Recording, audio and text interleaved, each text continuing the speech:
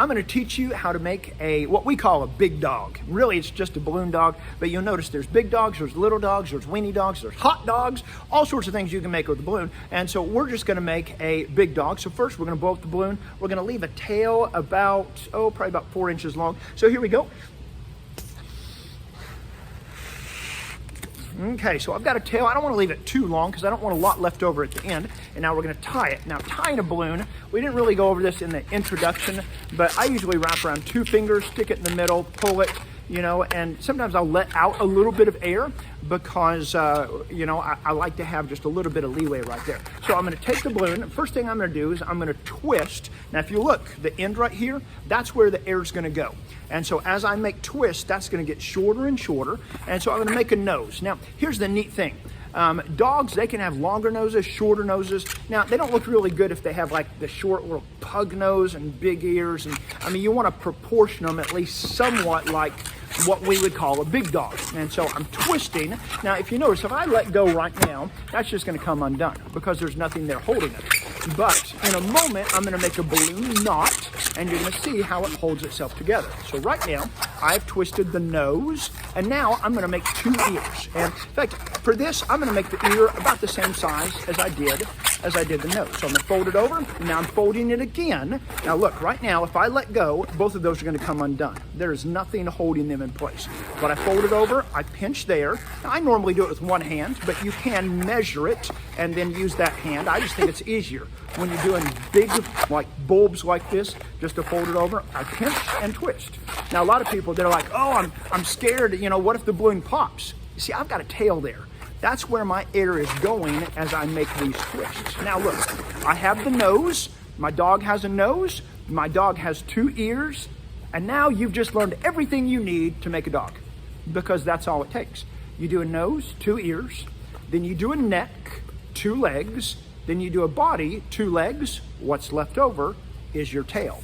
So that right there, that twist that took those 3, folded over, and it makes a balloon knot, and you want to twist it about 5 or 6 times. You want to get it in there good. And you've learned all the skills you need to learn. Now I'm going to teach you a little bit more though. We're going to come down on the neck. Now look, my neck, it's a little bit longer for this dog.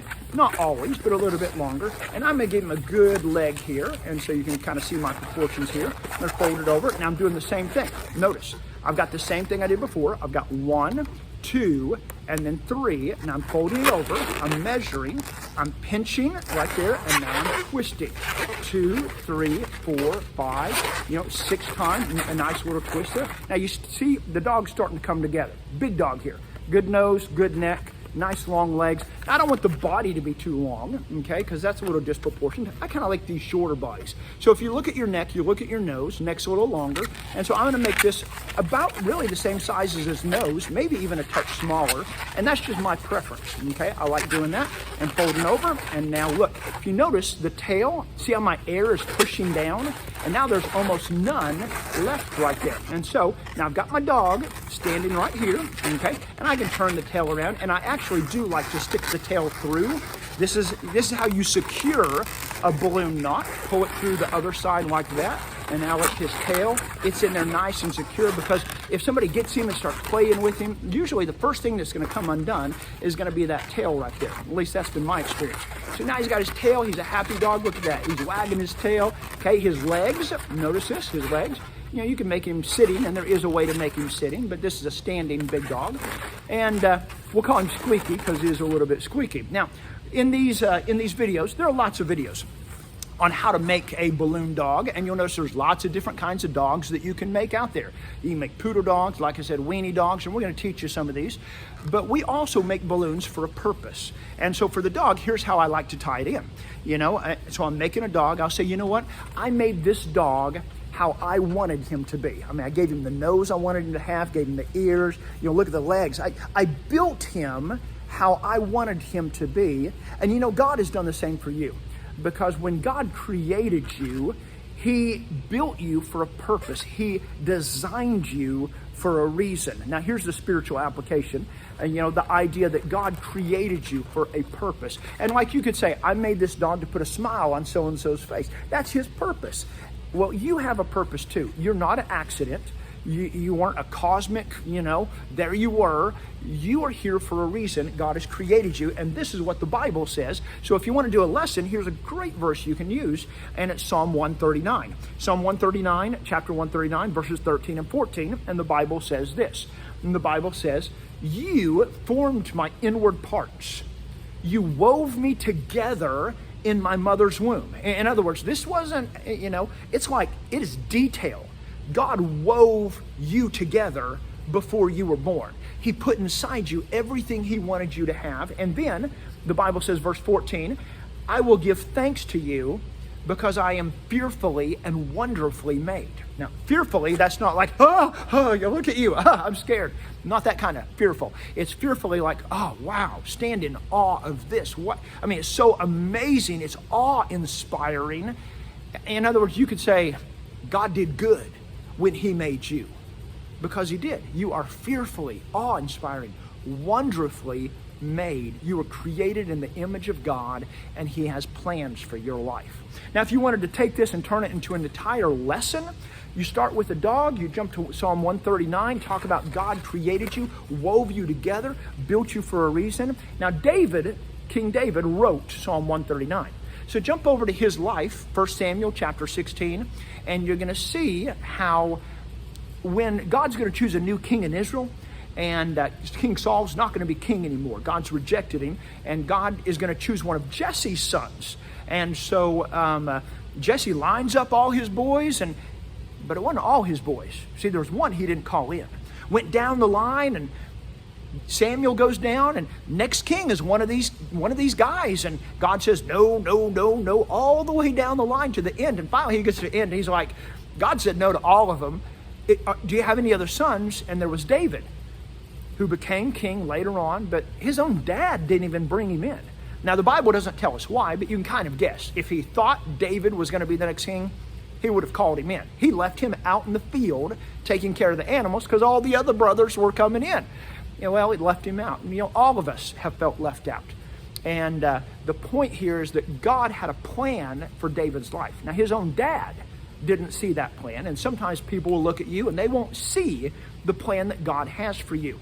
But that doesn't stop the fact. God created you for a reason, and don't let people's opinions hold you back, because the world doesn't look at things the way God does. In that story, 1 Samuel 16, Samuel walks in, down the line, one of these brothers, he looks like a king.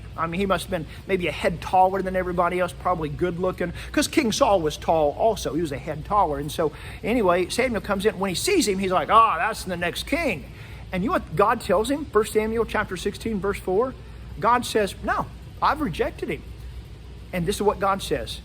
Man looks at the outward appearance, but the Lord looks at the heart. In other words, people are going to judge you by a whole bunch of different things. How you look, how you dress, what you drive, how wealthy you are, what kind of job you have. People judge you by all sorts of stuff. God has a whole different scoreboard. When he looks at you, he's not looking at all of those things that all these people judge you by. He is looking at your heart. And when your heart is right with God and you're walking with him, let me tell you, there is nothing that God can't do through you. And so here's your idea. Dog, Psalm 139, story of David. You see how this is just becoming a lesson. And then if you want to cap it off, on our YouTube videos, we have a video called The Paper Cut. And it's where you take a piece of paper, you cut a hole down the middle, and you say, do you think I can fit through this? And everybody always goes, no, you're too big. What? Do I need to go on a diet? And then you tell them, well, I'm not going to go through. I'm going to go through and two of you with me. And then there's a certain way you cut that paper down, and when you open it up, a ton of people can fit, depending on how thin you cut it. I put 3 through, put 10 through, 12 through.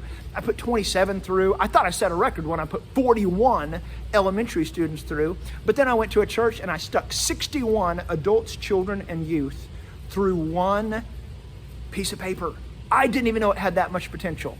And when you look at your life, hey, don't sell yourself short. Look at this little bitty, maybe I can do this. No, God's plan for you is bigger than you could ever even imagine. And so if you want to build a whole lesson or a family devotion, a fun thing to do to make some memories with your kids and teach them spiritual truth, here's some ideas. Run with it. balloons are more than just fun. They teach powerful truth. My name's Colby King with 330 Ministries. I will see you here, there, or in the air. God bless you.